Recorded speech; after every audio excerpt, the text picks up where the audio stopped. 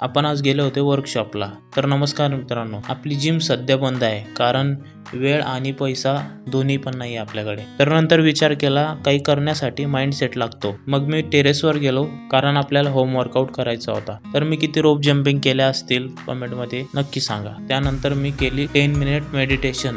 Pull up मध्ये आपण weak आहे बरं का. मग मी लवकर कॉलेजची तयारी केली. बाहेर राहण्याचा विचार करता येतं महिन्याला 5,000 रुपये तरी लागूनच जातात.